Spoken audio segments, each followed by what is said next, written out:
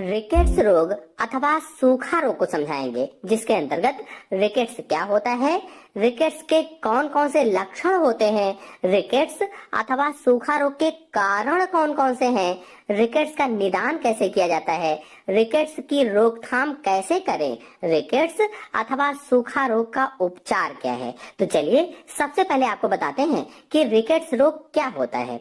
तो रिकेट्स एक हड्डी का रोग होता है, हड्डी का रोग जो बच्चों को प्रभावित करता है, यानी कि बच्चों में यह रोग होता है जिसमें बच्चों की हड्डियां बहुत कमजोर और नर्म हो जाती हैं। क्या होता है इसमें कि जो बच्चों की हड्डियां होती हैं बहुत कमजोर हो जाती हैं, नर्म सी हो जाती हैं, मुलायम सी हो जाती हैं, जिससे उनकी हड्डियां मुड़ जाती हैं और आसानी से टूट भी जाती हैं। यह आमतौर पर विटामिन डी की कमी के कारण होता है। मुख्य रूप से अगर देखा जाए तो यह विटामिन डी की कमी के कारण होता है, लेकिन कभी कभी आनुवांशिक विकार के कारण भी हो जाता है, यानी कभी कभी आनुवांशिक भी होता है। इतिहास में अगर है, यानी कि आपके परिवार में किसी को था तो भी हो सकता है। चले जानते हैं कि रिकेट्स अथवा सूखा रोग के लक्षण कौन कौन से होते हैं। तो रिकेट्स के सबसे आम लक्षण जिनमें से पहला है लक्षणों में देर से विकास, मतलब धीमी गति से रुकी हुई वृद्धि होती है। कहने का मतलब ये हुआ कि रुका हुआ विकास, छोटा कद रहता है। दूसरा लक्षण है हाथ, पैर, श्रोण और रीढ़ की हड्डियों में दर्द या कोमलता महसूस होती है। जो हाथ पैर की हड्डियां हैं, श्रोण मेखला है और रीढ़ की हड्डियां, इनमें दर्द होता है, या कह लीजिए कि रीढ़, कूल्हे और पैरों में दर्द होता है। धनुष के आकार की टांगे हो जाती हैं, जो टांगे हैं धनुषाकार हो जाती हैं, धनुष जैसी हो जाती है, टेढ़ी टेढ़ी सी।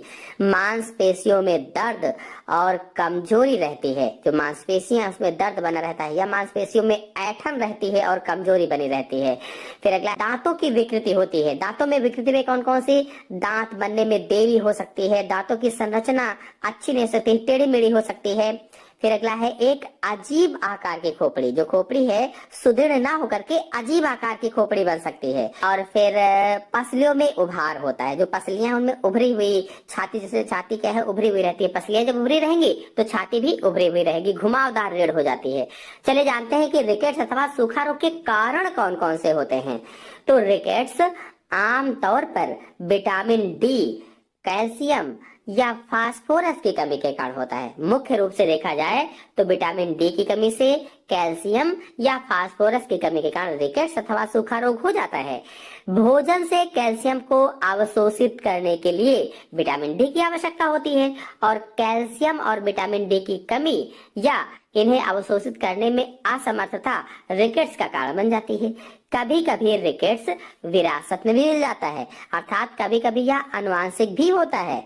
यह आमतौर पर बच्चों में होता है क्योंकि उनमें हड्डियां तेजी से बढ़ती हैं। चलिए आपको बताते हैं कि रिकेट्स का निदान क्या है। तो रिकेट्स का निदान कई परीक्षणों का उपयोग करके किया जा सकता है, जैसे शारीरिक जांच के द्वारा, रक्त परीक्षण के द्वारा यानी ब्लड की जांच के द्वारा, लंबी हड्डियों का एक्सरा करके या हड्डी का सीटी स्कैन करके आदि के माध्यम से पता लगाया जा सकता है। चलिए बताते हैं कि रिकेट्स की रोकथाम कैसे करेंगे। तो कैल्शियम और फास्फेट के आहार का पर्याप्त सेवन करें, यानी जिनमें ये चीजें पाई जाती है इसको सेवन करें। विटामिन डी के स्तर को बनाए रखें, जो विटामिन डी है इसके स्तर को बनाए रखें, रिकेट्स को रोक सकते हैं इतने काम करके। यदि विटामिन डी या कैल्शियम की कमी से सूखा रोग होता है तो आहार द्वारा इसकी पूर्ति करके ठीक किया जा सकता है और बच्चों की हड्डियों की समस्या से बचा जा सकता है। आनुवांशिक कारणों से होने पर अतिरिक्त दवाओं और विशेषज्ञ की जरूरत होती है। अगर जेनेटिक है तो अतिरिक्त दवाएं लेना पड़ेगा, किसी विशेषज्ञ डॉक्टर को दिखाना पड़ेगा। कुछ कंकाल रोगों में शल्य चिकित्सा भी करनी पड़ सकती है, यानी ऑपरेशन भी करना पड़ सकता है। चलिए आपको बताते हैं कि रिकेट्स के उपचार क्या हैं। तो उपचार में धूप में रहना, यानी सूर्य के प्रकाश में बैठें, विटामिन डी और कैल्शियम युक्त भोजन करें, मतलब ऐसा आहार लें जिसमें कैल्शियम और विटामिन पर्याप्त हो, पूरक दवाएं और कभी कभी शल्य चिकित्सा की भी जरूरत हो सकती है। रिकेट्स के उपचार की सामान्य विधि विटामिन डी और कैल्शियम की खुराक है, लेकिन डॉक्टर के निर्देश से दवाएं लेनी चाहिए। हड्डी की गंभीर विकृति को ठीक करने के लिए सर्जरी की जरूरत डॉक्टर बता सकते हैं। आशा है आपको अच्छे समझ में आया होगा। धन्यवाद।